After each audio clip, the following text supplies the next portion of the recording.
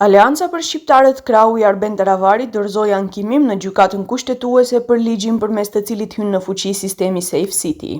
Konsiderojmë se çdo ligj duhet të vlejë për të gjithë qytetarët e Republikës së Maqedonisë dhe për tërë territorin e Republikës së Maqedonisë.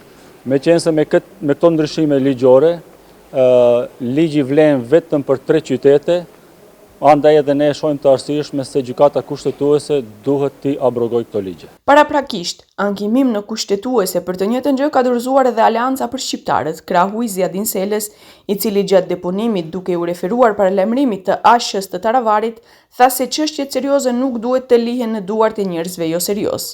Për këtë, sot u përgjigj deputeti i ASH-s nga Taravari Halil Snopçe. Me rëndësi është që të shfuqizohet për shkak se mendojmë ne është në kundërshtim me kushtetutën.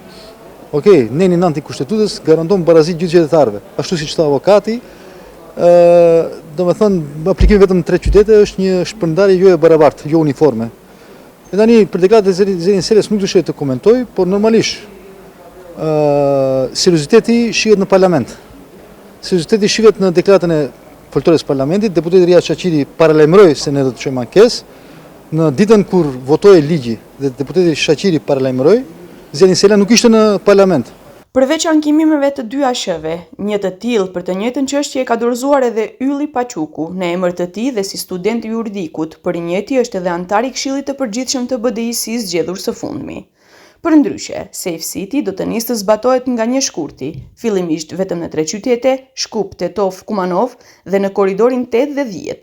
Autoritetet kompetente kanë paralajmëruar se gjatë vitit 2026 parashihet që sistemi të fillojë të funksionojë në gjithë territorin e shtetit, por ende nuk ka datë konkrete se kur do të fillojë në qytete tjera.